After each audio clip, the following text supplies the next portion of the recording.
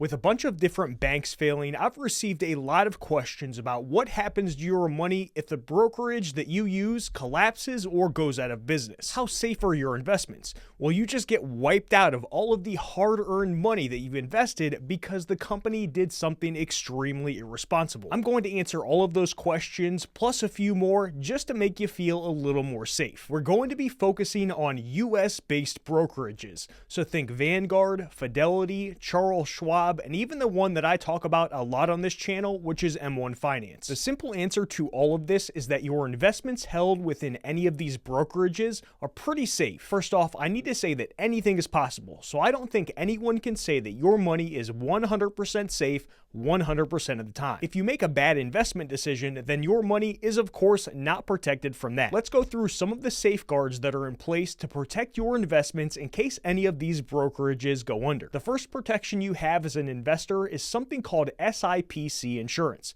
They provide limited protection for customers if a brokerage fails. It covers up to $500,000 per customer, including a maximum of $250,000 for cash claims.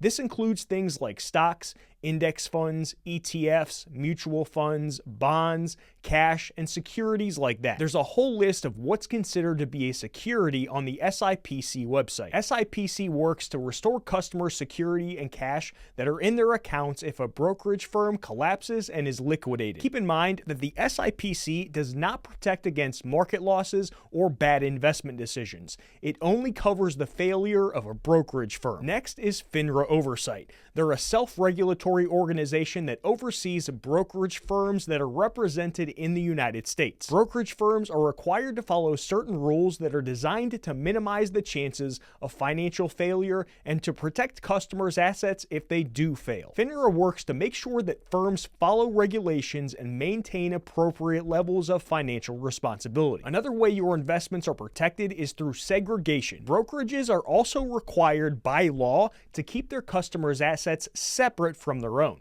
Now, this means that your investments shouldn't be affected by the financial troubles of the brokerage itself. If there is a bankruptcy, the brokerage's creditors should not have access to your investments. When you purchase something like a Vanguard fund, your investments are held by a third-party custodian and not the actual brokerage. This gives you an additional level of protection. One of the custodians some of these brokerages use is JP Chase, which is of course a bank, and that might concern you.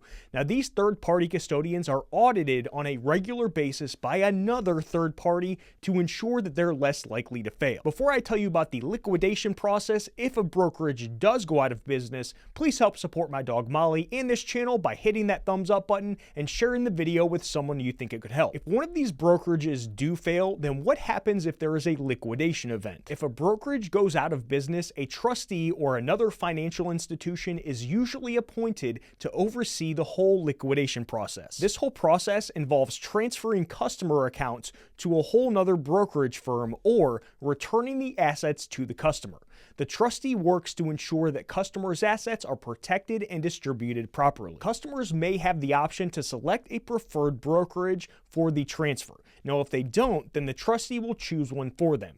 Once that transfer is complete, the customer will have full access to their assets so that they can continue trading at the new brokerage or transfer it to another brokerage. So how safe are these public versus private brokerages? Because companies like Schwab are publicly traded on the stock market, you can easily see how well they're doing financially since their financial statements are out there for everyone to go through. Fidelity is privately owned. The majority of the company is owned by its employees and the founder's family. Because of this, you can't get a good look at their financial stability. Now, this does not mean that they're more likely to collapse, but it is something to be aware of. When it comes to another private broker like Vanguard, they have a very unique ownership structure which gives more power to the people who invest in their funds.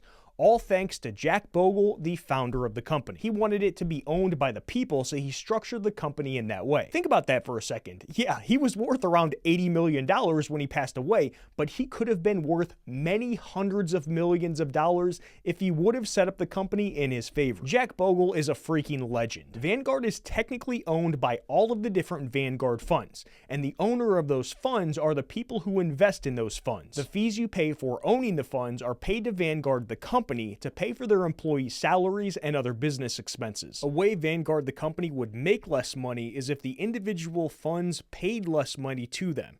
There are two obvious ways that this could happen. Number one, there would have to be a mass exodus from their funds. A ton of investors would have to sell, which would reduce the dollars paid to Vanguard through the fees that each fund charges. Vanguard funds as a whole are so big, have so much money, and are so popular that this is very unlikely. The second way would be if the funds reduced the amount that they charged in fees to investors.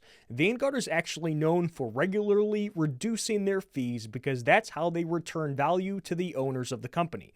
As I mentioned, the owners of Vanguard are the people who invest in their funds. They can get away with reducing their fees on a regular basis because their assets under management continues to grow, which makes up for what would be lost by reducing fees. Here's a quick screenshot to show you how Vanguard funds work versus ones offered by Fidelity and Charles Schwab. You can kind of think of each individual Vanguard fund as its own separate entity, which protects you from anything negative that might happen to Vanguard the company. This fund ownership structure is still intact even if you invest in any Vanguard funds on other platforms like M1 Finance, Fidelity, and Charles Schwab. If you want to keep yourself even more safe from people sharing your private info and passwords on the dark web, as well as prevent data brokers from selling your personal info on the internet, then get a free 14-day trial to Aura using the link in the description below. They found that 30 data brokers were selling my personal info, so they reached out to all of them to have it removed for me. Make sure to hit that thumbs up button and share the video with someone you think it could help.